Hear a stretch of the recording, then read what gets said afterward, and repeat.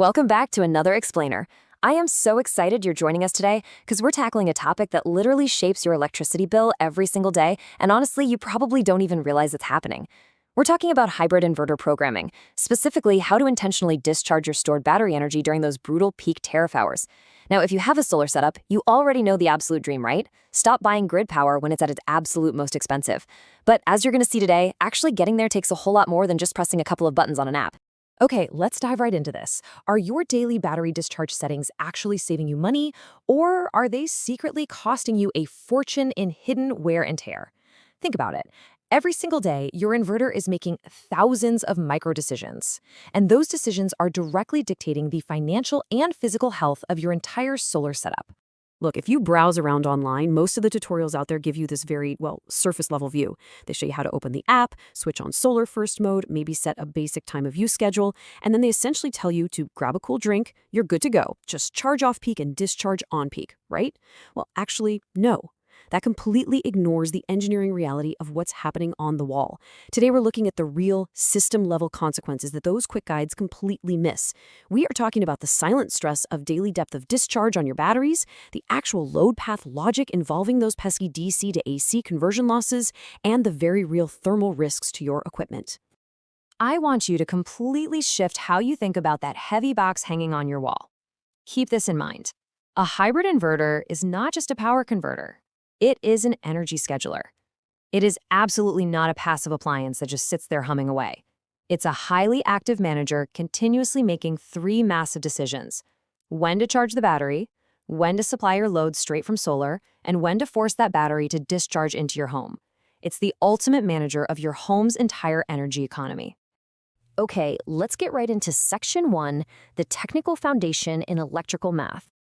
To truly master this energy manager, we kind of have to look under the hood. Now, don't worry, we're going to break this down methodically, but we do need to establish the math that governs your system, because you can't optimize what you don't measure, right? Let's start with the absolute basics of how energy is stored in your battery. The total energy pool you have to work with is calculated as watt-hours, and that just equals the voltage of your battery multiplied by its amp-hour rating. V equals V times AH. That is the raw capacity just sitting there in your battery bank. But as you probably already know, your utility company doesn't bill you in watt-hours. They bill you in kilowatt-hours. So we simply take that watt-hour number and divide it by 1,000. That gives you the actual kilowatt-hour. This right here is the fundamental unit of energy that we are actively trying to shift away from the expensive grid and onto your personal solar system. And this brilliantly illustrates why you can never, ever just look at the sticker on the front of your battery to know what you actually have available. Your real, usable energy is always going to be less than the rated capacity. You have to take that rated kilowatt hour and multiply it by your depth of discharge limit, because, let's face it, draining a battery to absolute zero every single day will completely destroy it. And then you have to factor in your system efficiency. Once you factor in those DC to AC conversion losses, what you're finally left with is your actual realistic energy budget. So the crucial takeaway here is this non-negotiable rule of physics. Your AC load power must always be less than or equal to your inverter's continuous rating. It's kind of like having a massive water tank, but it only has this tiny little faucet. No matter how much usable energy you have sitting in your battery, you are entirely bottlenecked by what your inverter can continuously process at any given second. If you demand more power than the inverter is rated for, the system simply fails. And that happens regardless of how huge your battery bank is. Moving right along to Section 2, time of use optimization logic. All right, now that we have the math and the constraints totally locked in, how do we actually map out our daily time blocks for maximum efficiency? Well, think of your day in 3 distinct windows. From hours 0 to 6, that's your off-peak charging window. Grid energy is cheap then, so the system prioritizes charging up the battery via solar or maybe limited grid power. Then, from hours 7 to 15, we enter this neutral grid support window, where your home relies mostly on live solar. Finally, from hours 16 to 21, the sun goes down, grid prices absolutely skyrocket, and we enter the peak discharge window. This is where we force the inverter into discharge priority. The battery becomes your primary source, and the grid is just sitting there on standby. But here is the harsh reality that catches so many people completely off guard. Ready? The inverter does not actually save money, it only shifts energy sources. True optimization depends entirely on weighing the cost of degrading your battery through daily cycling against your actual tariff savings. Think about it. If the cost of replacing your worn-out battery early is higher than what you just saved on your utility bill, your optimization strategy is actually losing you money. Let that sink in. Let's move to and see how this builds our daily operating checklist. Because before your system ever initiates that peak discharge, 3 strict conditions have to be met. Number 1, you must verify you have enough usable battery capacity before the peak window even begins. Number 2, ensure your home's power demand is actually below the safe DC discharge current limit. And number 3, confirm that voltage stability remains well within the inverter's operating range. If you miss even one of these, you are setting your whole system up for failure. Which brings us to Section 3, Essential Safety Checks and Hidden Risks. Now, I want to take a serious tone for a second because we are moving beyond just efficiency and talking about pure system integrity. Those surface-level app tutorials we mentioned earlier, they completely ignore the collateral damage of forced discharge.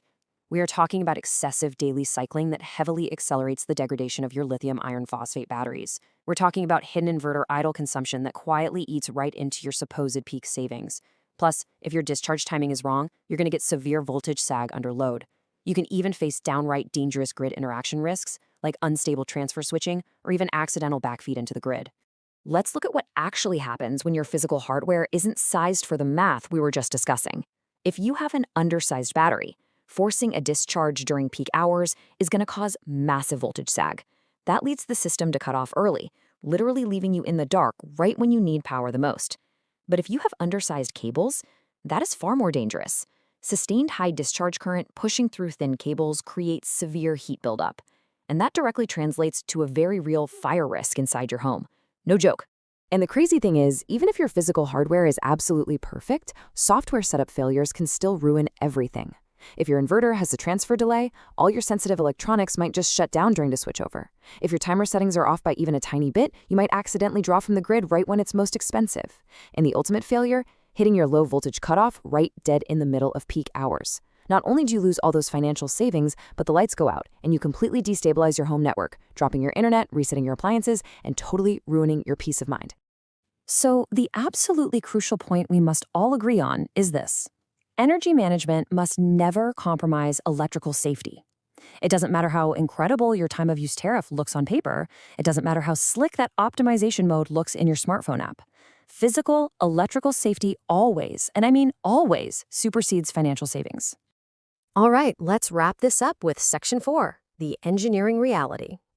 We've covered a massive amount of ground today, right from the foundational math all the way to those critical safety checks. And honestly, it all boils down to one simple, unavoidable truth.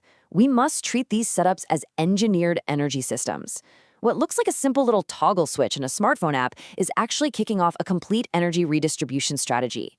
When it's programmed correctly, peak tariff discharge dramatically reduces your grid dependency. But when it's treated like some simple plug-and-play appliance, it shortens your battery life way faster than the sun can ever replace it. Which leaves us with the ultimate question you need to ask yourself today. Is your system truly balanced enough for optimization? Or is your current discharge strategy secretly destroying your battery faster than grid usage ever would? I want you to take a hard look at your load sizing, your discharge current limits, and your overall system balance. Because true savings, they aren't found in a quick menu setting, they are found in the engineering. Thank you so much for joining me for this explainer. I really can't wait to dive into our next topic with you. Until then, stay focused and keep learning.